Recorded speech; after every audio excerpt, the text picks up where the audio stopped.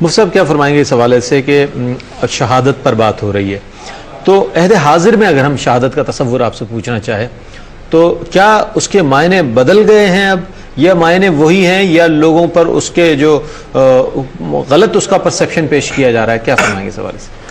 دیکھیں، شہادت کا سلسلہ تو قیامت تک جاری و ساری رہے گا۔ نبی کریم صلی اللہ علیہ وسلم نے ارشاد فرمایا کہ جہاد قیامت تک جاری رہے گا۔ ہاں، یہ الگ بات ہے کہ اس میں عارضی طور پہ تعطل آپ اگر دیکھ لیں تو یہ ہو سکتا ہے۔ ہمارا مذہب اسلام جس شہادت کو پسند فرماتا ہے، جس شہادت کی تعریف کی گئی ہے، جو اللہ کی راہ میں شہادت کہلاتی ہے، اس کے لیے یقینی سی بات ہے کہ ایک منظم جہاد بھی درکار ہے، اور اس کے لیے بنیادی شرط یہ ہے کہ باقاعدہ ایک حاکم اسلام ہو جو عوام کو جہاد کی کال دے گا، لوگ اس پر لبیک کہیں گے، اس کے جھنڈے تلے رہ کر پھر وہ جہاد کریں گے۔ اس کی اجازت نہیں ہے کہ کوئی بھی شخص کہیں سے بھی اٹھ کر کسی سے بھی لڑنا شروع کر دے اور اپنے آپ کو مروا کے کہے جی میں تو شہید ہو گیا، ایسا نہیں ہے۔ دوسری بات یہ کہ پھر وہ آلات حرب چلانا اچھی طریقے سے جانتا ہو، جو ہر دور کے جدید تقاضوں کے مطابق مختلف ہوتے رہیں گے۔ اس کو کرنٹ جتنے بھی ہتھیار ہیں جن کو وہ یوز کرنا چاہتا ہے جنگ میں، وہ اس کو آنے چاہیے۔ اگر ایسا نہیں ہے تو یہ خودکشی کے مترادف ہوگا کہ سامنے وہ توپے لے کے کھڑا ہو، کوئی گنے لے کے کھڑا ہو اور آپ ڈنڈا لے کے پہنچ جائیں وہاں پر۔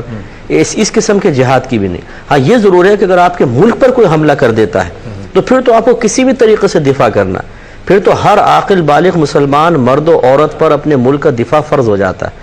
اب حاکم کی کال آئے یا نہ آئے، اب تو ہر ایک کو لڑنا ہے، ڈنڈے سے لڑو، ہاتھوں سے لڑو، جوتوں سے لڑو، وہ جہاد فرض ہے۔ لیکن جب تک یہ والی صورتحال نہیں ہے تو پھر وہ اس کی میں تمام عرض کر رہا ہوں کہ ایک تو حاکم اسلام ہو، باقاعدہ کال دے، دوسرا یہ کہ آلات حرب آپ چلانا جانتے ہوں، تیسرا یہ کہ اگر آپ کسی کے ماتحت ہیں اس کی اجازت شرط ہے۔ ماں باپ زندہ ہیں، ماں باپ اجازت دیں گے۔